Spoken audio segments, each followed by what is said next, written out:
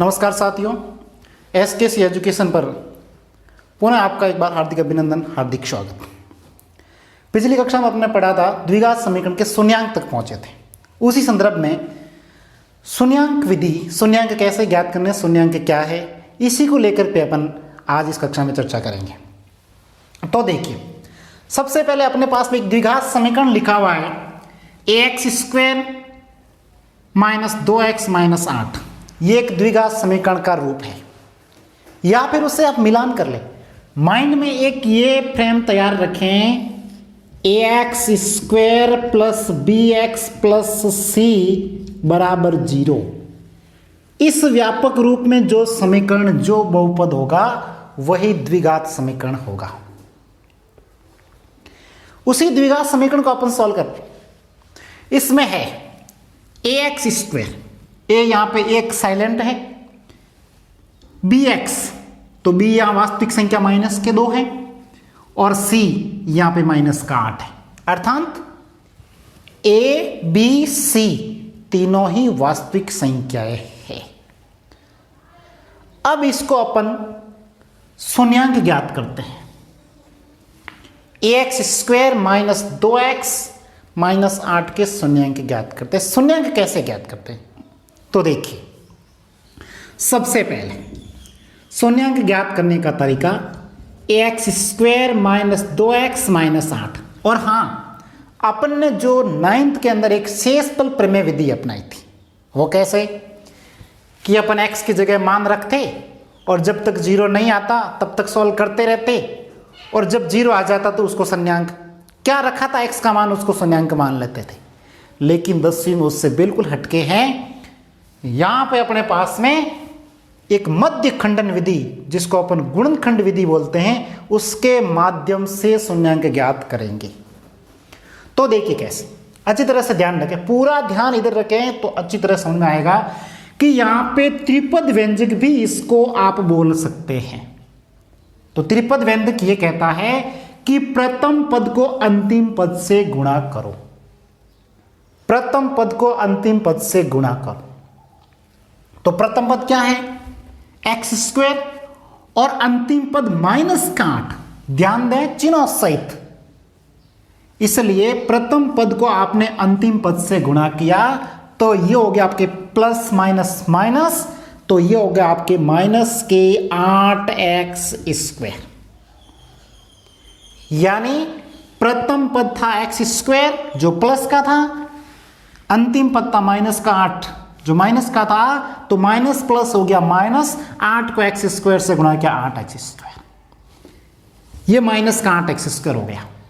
अब ध्यान देने योग्य ये बात है, मध्य खंडन विधि, इस पर ध्यान दें। मध्य खंडन का मतलब ये होता है कि ऐसे दो टुकड़े होने चाहिए कि जोड़ो या घटाओ तब तो हो जाए माइनस के 2x, जोड़ो या घटाओ तब हो जाए माइनस के 2x, और उसी संख्या को गुणा करो तो बन जाए माइनस के 8x²। ये आपको दो संख्या सोच के लिखनी है, तभी उसका मध्य खंडन होगा। तो इसलिए आपने वो संख्या लिखी x²। अब आपने सोची, अलग अलग प्रकार सोची, कुछ डिफिकल्ट संख्याएं भी हो सकती है, थोड़ा आपको 1-2 मिनट के लिए सोचने के लिए मजबूर भी कर सकती है। तो उसी प्रकार अपन ने संख्याएं सोची, माइनस का 4x और प्लस का 2x। ये मन में सोचना है, यरप कार्य होना चाहिए। कैसे? ये माइनस का ही 4 क्यों लिया? क्या प्लस का 4 नहीं ले सकते थे? हाँ, क्योंकि अपन को मध्य खंडन में माइनस का 2 चाहिए। तो हमेशा जो चिन्ह, जो संख्या बड़ी होती है उसी का ही चिन्ह लगता है, इसलिए अपन ने माइनस का 4 लिया। अगर अपन यहाँ प्लस का 4 लेते तो यहाँ प्लस के 2 आते, जो गलत थे।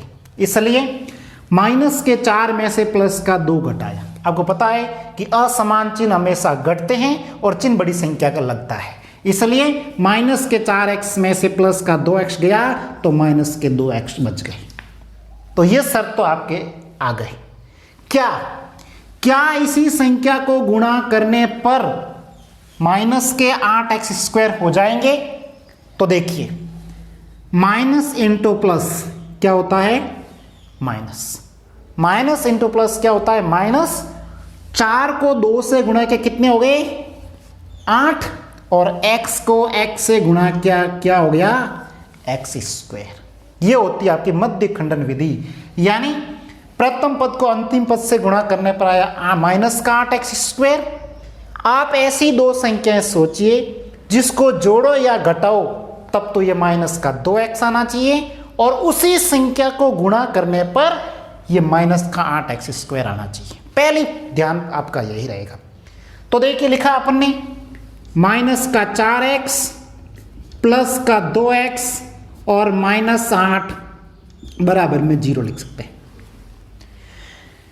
अब देखिए जो ही आपके 3 पदों से पद बन जाएंगे 4, और हाँ 100% सभी समीकरणों के 4 पद बनेंगे। जो ही त्रिपद व्यंजक के 4 पद बन जाएंगे तो अपन बना लेंगे 2-2 के जोड़े। 2-2 के जोड़े बना लिए। अब 2-2 के जोड़े बनाने के बाद इन दोनों जोड़ों में आपको कॉमन लेना है।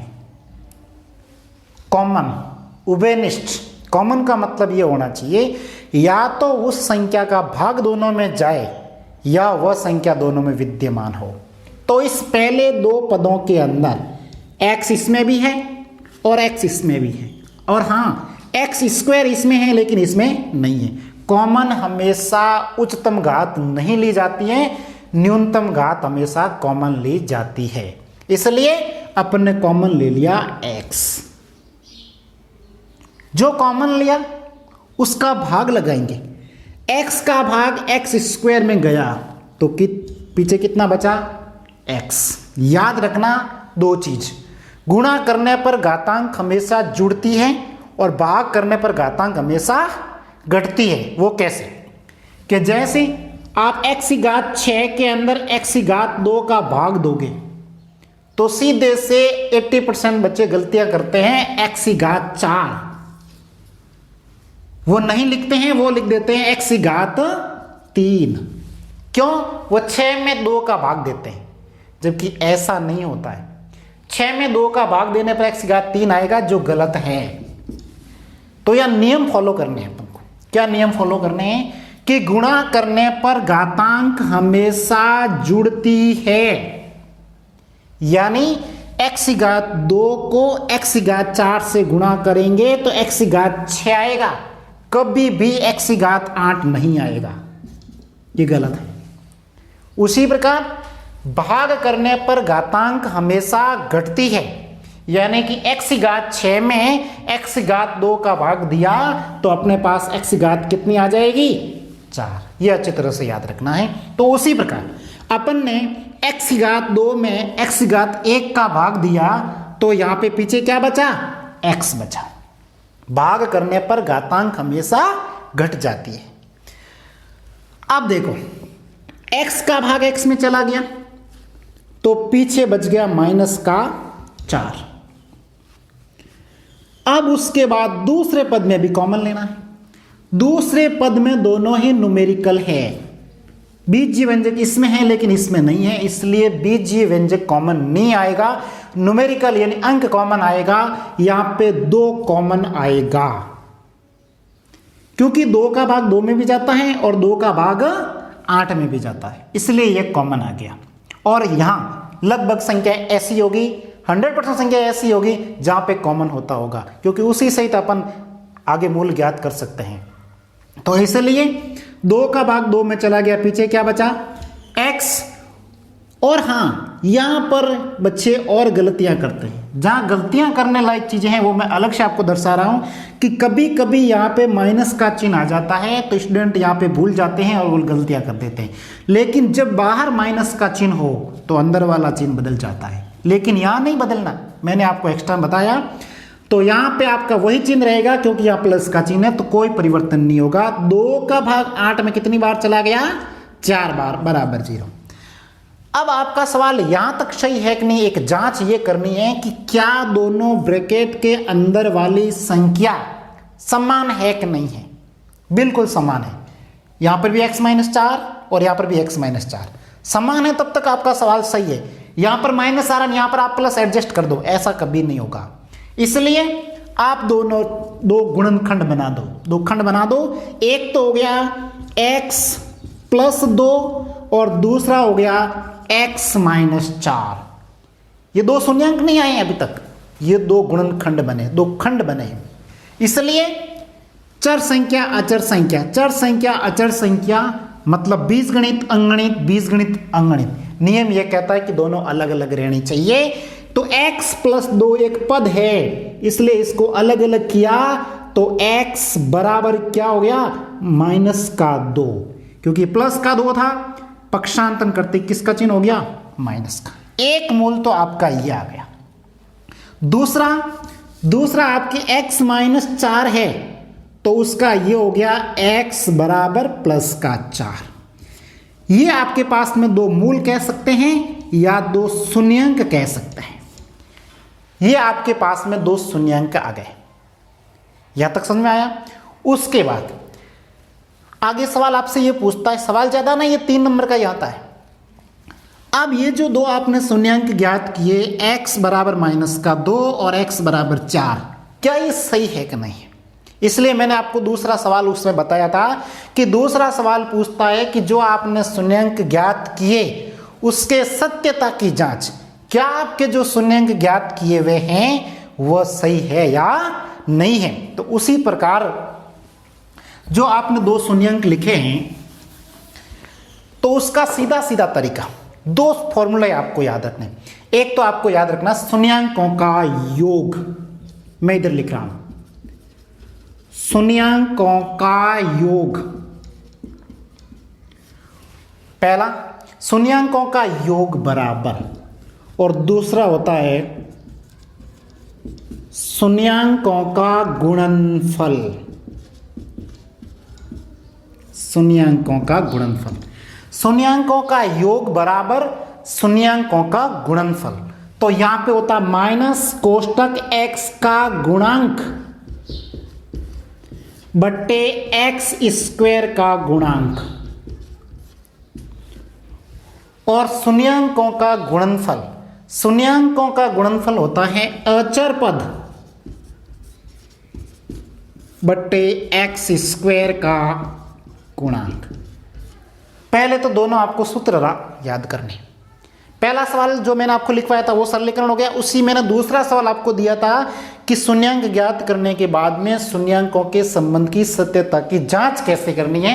तो ये सत्यता की जांच, क्या आपके शून्यांक सही है कि नहीं है, उसको सत्यता देने के लिए दो सूत्र याद होने चाहिए कि शून्यांकों का योग बराबर माइनस कोष्टक x का गुणांक बट्टे x² का गुणांक, और शून्यांकों का गुणनफल बराबर अचर पद बट्टे x² का गुणांक। तो अब आपके पास में शून्यांकों का योग, शून्यांकों का योग बोले तो -2 है और यहां पे 4 है। योग का मतलब जोड़, जोड़ का मतलब प्लस। तो आपने लिखा -2 + 4। तो शून्यांकों का योग बराबर,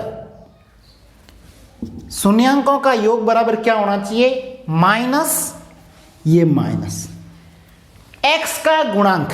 आप समीकरण में जाइए, देखिए x का गुणांक कितना है, x का गुणांक है आपका -2, तो आपने लिख किया -2। उसके बाद फिर x² का गुणांक, जो जैसा कह रहा वैसे करना, बाकी कुछ नहीं करना है। x² का गुणांक कुछ नहीं है, इसका मतलब इसके रूप में, इसके साइलेंट में क्या है, 1 है, तो आप 1 नीचे लिख दीजिए। अब उसके बाद यहां पर तो है -2 और यहां पे है +4। तो बड़ी संख्या में से छोटी संख्या हमेशा घटाई जाती है। तो +4 में से 2 चले गए, तो पीछे कितने बचे, +2। अब इधर है आपके माइनस को माइनस से गुणा किया, माइनस को माइनस से गुणा किया तो क्या बन गया, प्लस। प्लस को लिखने की आवश्यकता नहीं है क्योंकि सदैव संख्या धनात्मक में ही विद्यमान होती है, इसलिए यहां पे हो गया 2 का 2, और 2 में 1 का भाग दिया, कोई फर्क नहीं पड़ा, 2 का 2। तो पहले आपकी जांच ये हो गई 2 बराबर 2 एक्यूरेट, पहला आपने ये कर दिया। दूसरी जांच ये कहती है शून्यांकों का गुणनफल। शून्यांकों का गुणनफल, तो शून्यांक क्या है, एक तो है -2 और एक है 4। तो आप क्या करेंगे, -2 × 4, शून्यांकों का गुणनफल, यानी आपके पास में दो शून्यांक है, एक तो माइनस का 2 और एक 4, तो माइनस के 2 को 4 से गुणा किया तो यहाँ पे हो जाएगा प्लस माइनस माइनस 2 इंटू 4 बराबर हो गया 8। अब इधर देखिए, शून्यांकों का गुणनफल बराबर सूत्र कहता है अचर पद बट्टे एक्स स्क्वायर का गुणांक। अचर पद मतलब जिसके साथ में कोई बीजीय व्यंजक नहीं हो, तो यहाँ पे अचर पद क्या हो जाएगा आपका -8। तो यहाँ पे आपने लिखा अचर पद माइनस का 8, माइनस के 8 के अंदर एक्स स्क्वायर का गुणांक क्या है 1 है। तो हमेशा ध्यान रखना, 1 का भाग किसी भी संख्या में भाग दो वो वही आती है, इसलिए -8 बराबर -8, ये आपकी दूसरी जांच हो गई। इसलिए सवाल बन गया पहला शून्यांक ज्ञात करने, ये आपने शून्यांक ज्ञात कर लिए, और जो ही शून्यांक ज्ञात होते हैं तो आगे सवाल और में क्या बढ़ाता है, और में ये बढ़ाता है कि शून्यांकों के संबंध की सत्यता की जांच कीजिए। तो शून्यांकों के संबंध की सत्यता की जांच के लिए पहले आपको दो सूत्र याद होने चाहिए, यानी शून्यांकों का योग बराबर माइनस एक्स का गुणांक बट्टे एक्स स्क्वायर का गुणांक। दूसरा, शून्यांकों का गुणनफल बराबर अचर पद बट्टे एक्स स्क्वायर का गुणांक। अब ये है आपके अचर पद, ये है एक्स का गुणांक और ये एक्स स्क्वायर का गुणांक, और चिन्हों सहित लेना है। इसी प्रकार दूसरा सवाल, पहले सवाल की तरह ही एक और सवाल जो आपको अच्छी तरह समझ में आ जाए, उसी संदर्भ में उसी प्रकार का। पहले शून्यांक ज्ञात करने, दो सवाल रिकवर हो रहे हैं, पहले शून्यांक ज्ञात करने और फिर शून्यांकों के संबंध की सत्यता की जांच करनी।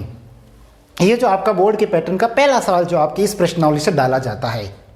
तो देखिए 3x² + 5x - 2। सबसे पहले अपन देखते हैं कि यह द्विघात समीकरण के रूप में है कि नहीं है। बिल्कुल, तो आप इसको एक फ्रेम में लेंगे कि प्रथम पद का स्क्वायर, x का गुणांक, प्योर अंकगणित और बराबर में 0। इस रूप में यह है 3x² + 5x - 2 और बराबर में 0। तो इस रूप में आ गया तो द्विघात समीकरण है। तो सवाल ये पूछता है कि द्विघात समीकरण के शून्यांक ज्ञात कीजिए और शून्यांकों का योग और शून्यांकों का गुणनफल के माध्यम से संबंध की सत्यता की जांच कीजिए। तो महत्वपूर्ण यह होता है कि जो आपने शून्यांक ज्ञात किए क्या वो शून्यांक सही है कि नहीं है। तो यहां पर दो रिकवर सवाल आपके हो जाएंगे, एक तो शून्यांक ज्ञात करना और फिर शून्यांकों के संबंध की सत्यता की जांच करना। तो सबसे पहले पिछला तरीका याद करते हुए इस समीकरण के अंदर जो 3x² + 5x - 2, अच्छी तरह से याद कर ले कि प्रथम पद को अंतिम पद से गुणा। तो प्रथम पद है आपके 3x² और आपका अंतिम पद है -2। यहां पे प्लस है और यहां पे माइनस, किसी संख्या के आगे कोई चिन्ह नहीं है, इसका मतलब उस संख्या के आगे प्लस का चिन्ह है। प्लस को माइनस से गुणा किया -3 को 2 से गुणा किया 6x²। आपने प्रथम पद को अंतिम पद से गुणा कर लिया। ये गुणा करने के बाद में दो ऐसी संख्याएं सोचिए जिसको गुणा करो तब तो हो जाए 5x, जोड़ो या घटाओ तब तो हो जाए 5x, और गुणा करो तब हो जाए 6x²।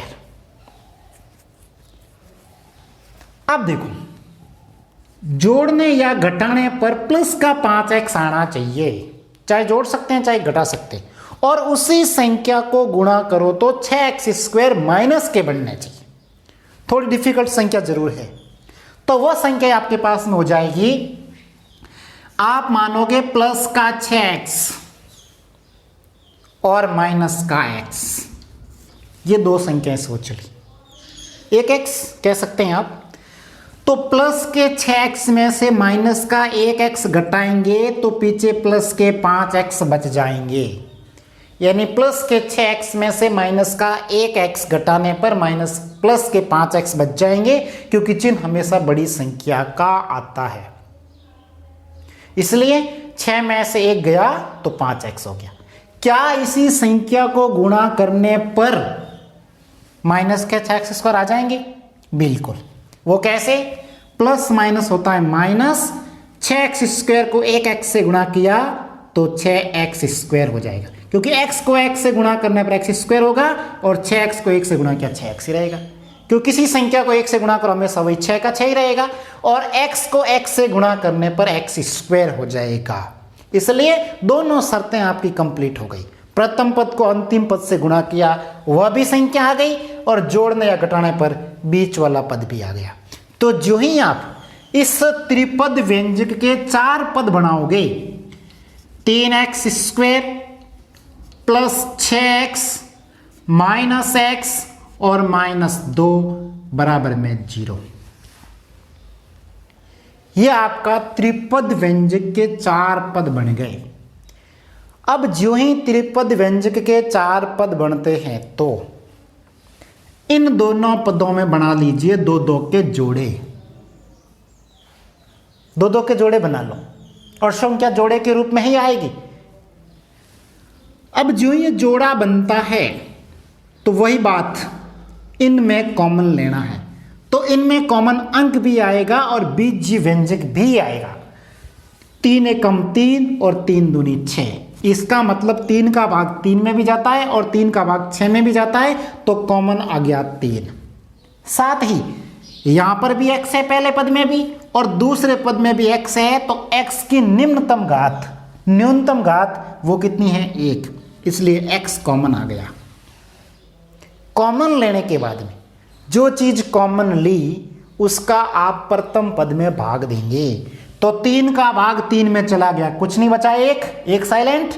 x² है यहां पर x, अभी मैंने बताया था आपको कि भाग करने पर घातांक हमेशा घट जाती है, तो 2 में से 1 चली गई तो पीछे कितनी बच गई? 1।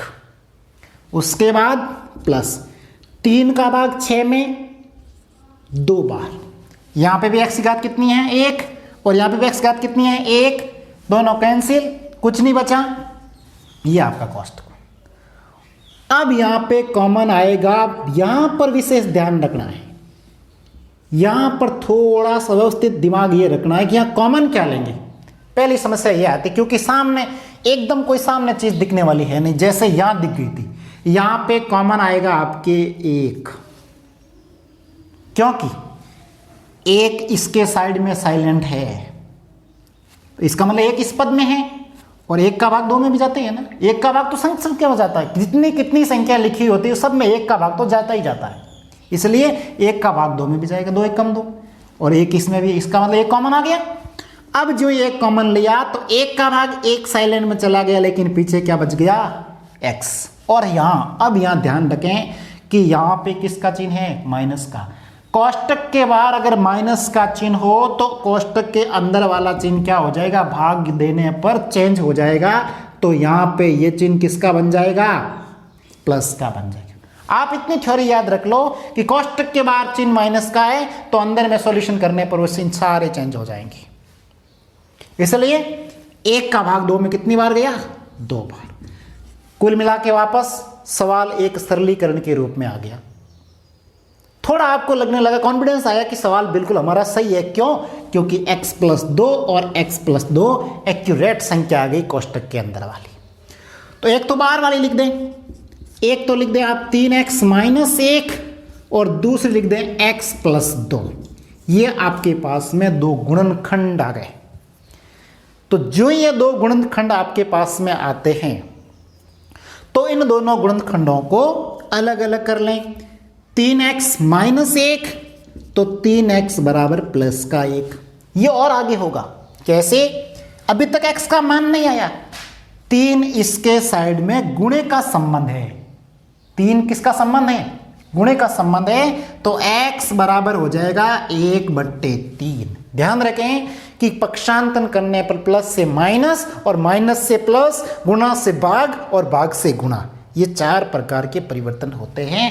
तो इसलिए अपन को तो x का मान चाहिए, क्योंकि जो शून्यांक आएगा वो x के रूप में आएगा।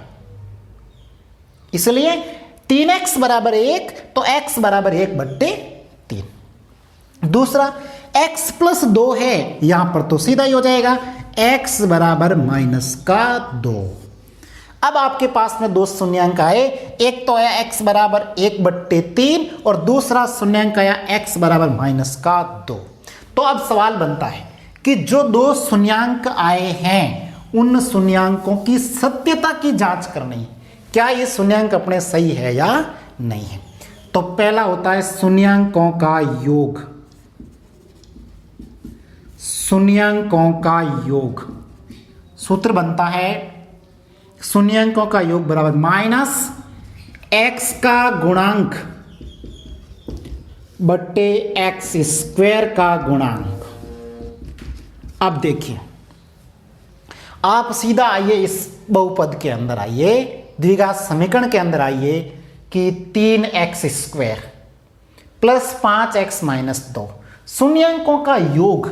अब जो आपने दो शून्यांक ज्ञात किए हैं, एक तो है 1/3 और दूसरा है -2, इनका योग कितना होता है। तो 1/3 योग मतलब प्लस, और हाँ ध्यान रखें कि यहां पर संख्या -2 है, इसलिए अलग से कोष्टक में -2 लिख दे रहे हैं। ये चिन्ह जो लगा प्लस का वो योग के रूप में लगाया, योग मतलब प्लस, और ये शून्यांक -2 खुद अपने आप में है तो -2 हो गया। अब इसको आराम से इसको सॉल्यूशन देना है, क्योंकि सवाल का थोड़ा अलग रूप है, सुपरलेटिव डिग्री के रूप में। तो देखिए 1/3 प्लस इसके नीचे अपन क्या लिख देते हैं, 1, अपनी सुविधाजनक स्थिति के लिए 1/3। अब कोष्टक को खोल दो, प्लस माइनस क्या हो जाएगा, -2/1 हो गया। अब उसके बाद इसको सरल करो, जब कोई भी संख्या भिन्न में हो, जब कोई भी संख्या भिन्न में हो, जब कोई भी संख्या भिन्न में हो उसका सरल करना हो तो इसका लसअप लेंगे। तो 3 और 1 का लसअप कितना आया, 3। जो लसअप लिया उसमें हर का भाग देंगे। 3 का भाग 3 में कितनी बार गया, 1 बार। 1 को 1 से गुणा किया, क्या आ गया, 1। फिर माइनस 1 का भाग 3 में, यानी आप याद रखें कि जो लसअप लिया उसमें हर का देंगे भाग, जितनी बार भाग जाएगा उसको अंश से करेंगे गुणा। तो यहां पे अपने लसअप लिया 3, उसमें हर कितना है, 1। 1 का भाग 3 में 3 बार, और 3 को ऊपर वाले 2 से गुणा, कितने हो गए, 6। अब 6 है आपके माइनस के और 1 है प्लस का, असमान चिन्ह हमेशा घटते हैं, तो आपके पास में बच जाएंगे -5/3, -5/3। ये एक तरफ सॉल्यूशन हुआ है, शून्यांकों का योग है अभी तक 5/3। अब देखो -x का गुणांक, यहां पे x का गुणांक कितना है, 5, तो आपने लिख दिया 5। x² का गुणांक कितना है, 3, तो ये हो गया 3।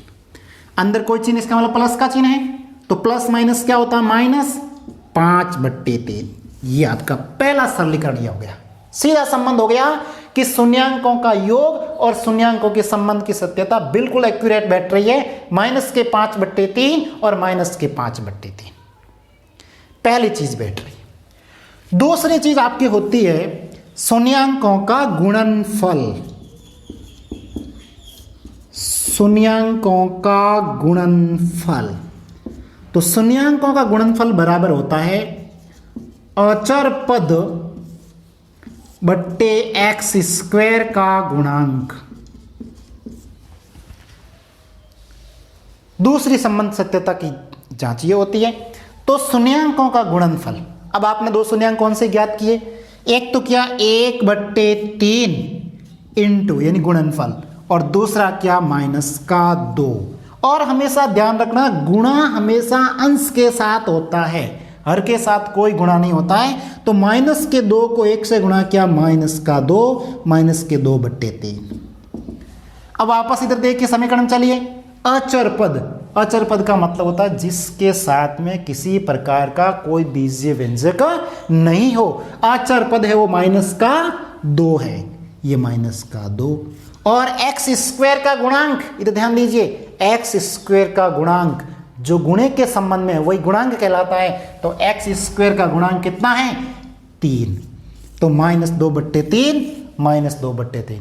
ये आपका पहला जो टॉपिक है, इस द्विघात समीकरण के दो सवाल आज क्लियर हो रहे हैं। एक तो शून्यांक ज्ञात करना और दूसरा सवाल शून्यांक ज्ञात करके शून्यांकों का योगफल और शून्यांकों गुणनफल की संबंध की सत्यता की जांच करना। आशा करता हूं कि इस SKC मीडिया की तरफ से आपको लाभान्वित होने का मौका मिल रहा है। आगे भी इन क्लासों में आप नियमित रूप से बने रहें। धन्यवाद।